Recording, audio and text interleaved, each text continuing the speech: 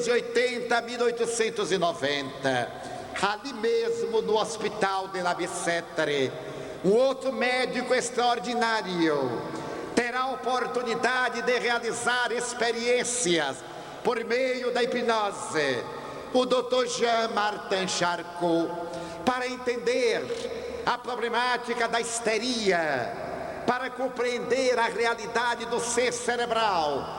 E será ali que no ano de 1885, Sigmund Freud, tendo abandonado Viena, veio estudar a possibilidade das enfermidades psicossomáticas.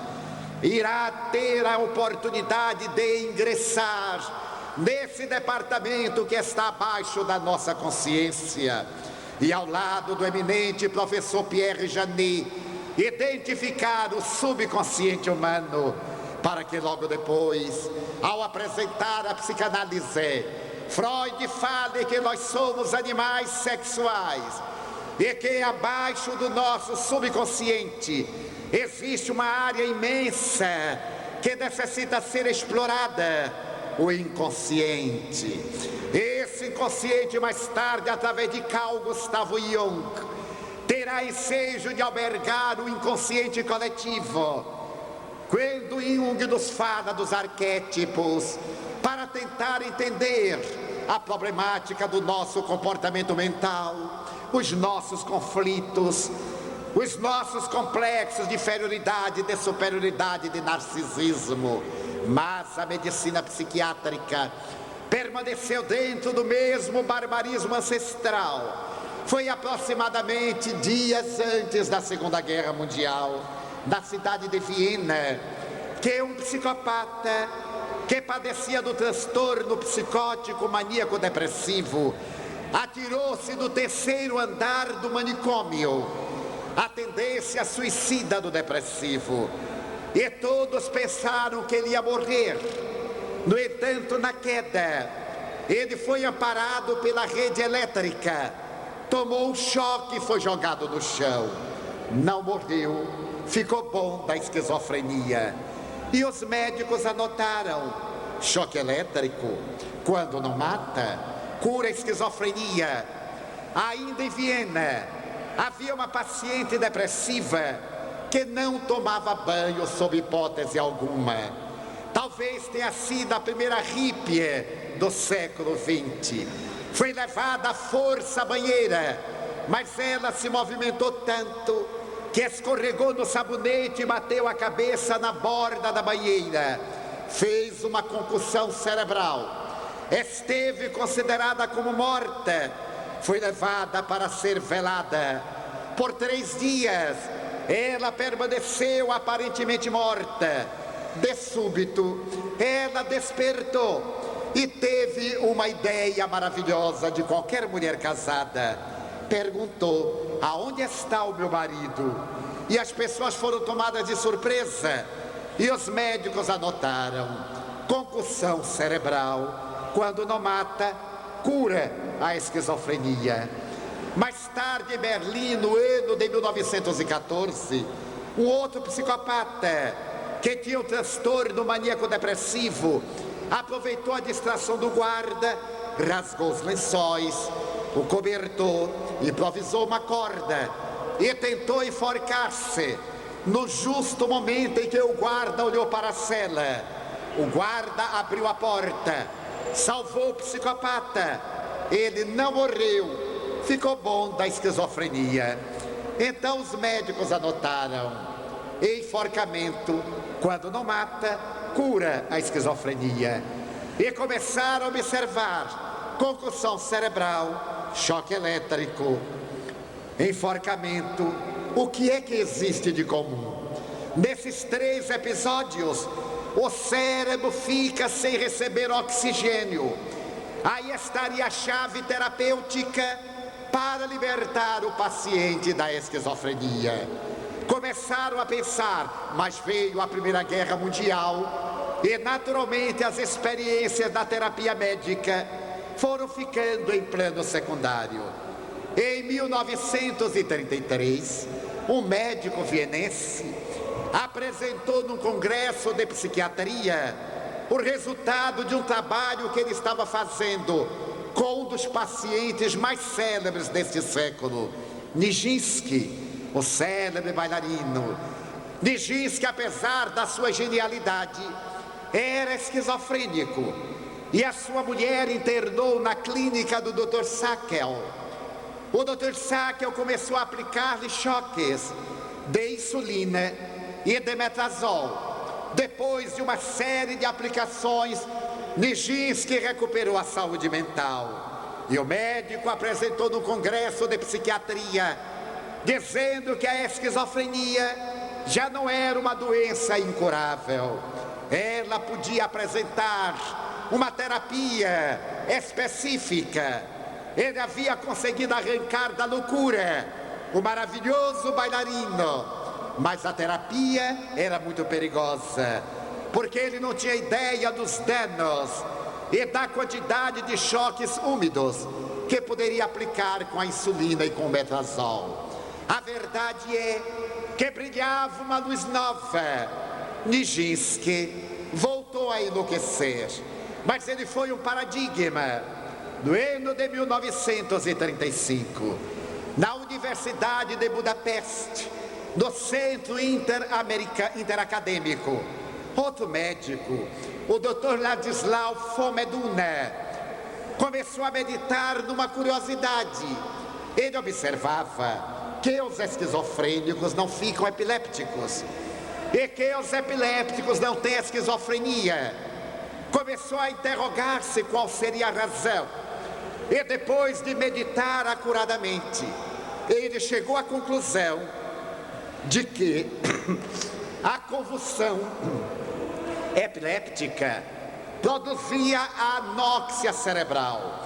Naquele estado convulsivo, a enfermidade esquizofrênica não se instalava. Se fosse possível produzir um choque semelhante àquele dado pela epilepsia, era provável que os pacientes esquizofrênicos recuperassem a saúde. Mas veio a Segunda Guerra Mundial e novamente a esquizofrenia foi deixada à margem. Mais tarde, as experiências médicas chegaram à conclusão que uma apresentação feita em 1939 em Roma por 3 psiquiatras, os doutores Cherlet, Kavinovski e Bini, apresentando uma pequena máquina elétrica de 110 volts e 2 eletrodos, talvez pudesse produzir no indivíduo uma reação de natureza epiléptica.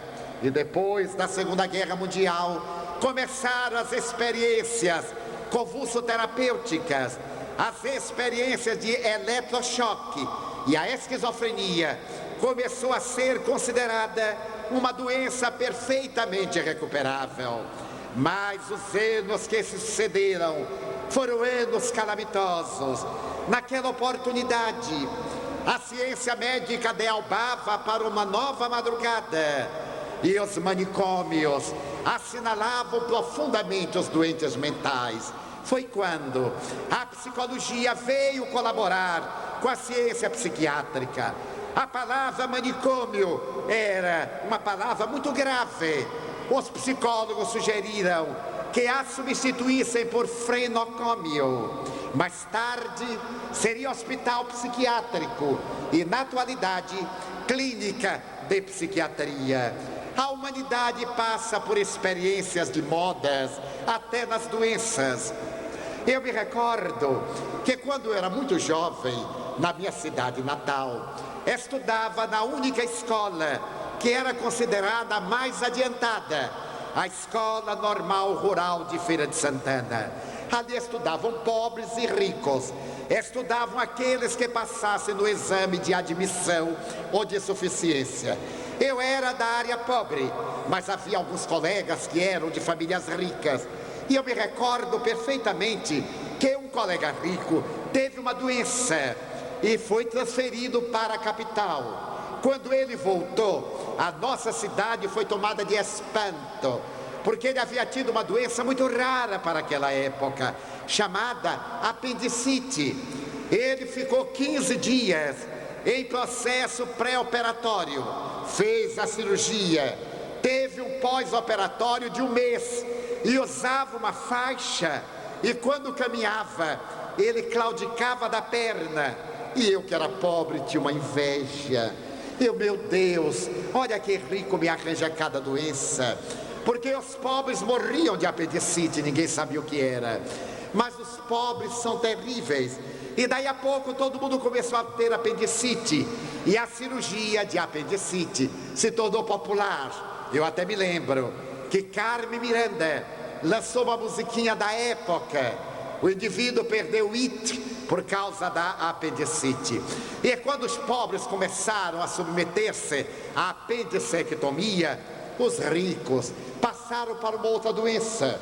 Eu fui funcionário público no tempo que os funcionários públicos trabalhavam. Quer dizer, ainda trabalho um pouco, mas naquela época trabalhava-se um pouco mais e ganhava-se um pouco menos. E eu tinha uma colega que era muito rica. Eu trabalhava para viver, mas a minha colega trabalhava para comprar vestidos, e diariamente ela ia com vestido novo. Eu vivia preocupado, embora a vida alheia não nos interesse, ninguém deixa de pensar na vida alheia. E eu ficava preocupado, e um dia eu perguntei: mas o que é que a senhora faz com tanto vestido? Ela sorriu e disse: Valdo, eu sou muito rica, eu uso o vestido 2 vezes e logo passo adiante. Eu disse: a senhora dá? Não, eu vendo para segunda mão. E essa senhora era muito minha amiga. Certo dia ela chegou à mesa em que eu trabalhava e disse: Divaldo, eu estou com a doença da moda. E eu perguntei: qual é a doença da moda? Ela disse: alergia. Você imagine que eu estou com uma alergia daqui até aqui, e eu me coço, e eu fiquei com uma inveja, porque como é que pobre pode ter alergia? Pobre tem escaras, sarna, não é alergia. Eu olhei para ela e disse: mas como é alergia? Ela disse: uma coceira.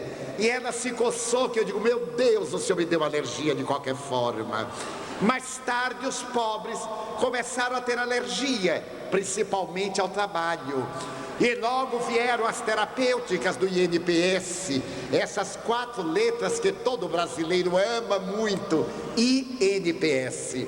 Então, os ricos passaram a ter transtorno psicológico. Quando uma criança é pobre, nós dizemos: mas que menino mal educado. Quando é rica, nós dizemos: que engraçadinho, ele tem um transtorno psicológico. É falta de educação. Da mesma forma, mas a psiquiatria, na era dos anos 50, adentrou-se nos barbitúricos. Na década de 60, a ciência psiquiátrica percebeu que o eletrochoque danificava o sistema nervoso central. Os barbitúricos tomaram um impulso muito grande. Na década de 70, apareceram as terapias alternativas. Na época de 80, a psicologia transpessoal trouxe para a psiquiatria uma grande contribuição. E hoje, já nós encaramos os transtornos mentais, os transtornos comportamentais como parte da nossa vida. Há 30 anos, quando se dizia fulano é neurótico, era uma ofensa, porque era uma marca. Hoje, quando nós dizemos: sabe que fulano é normal, ele fica muito ofendido e diz: eu não sou normal, eu sou igual a todo mundo, porque todo mundo hoje é neurótico. As estatísticas americanas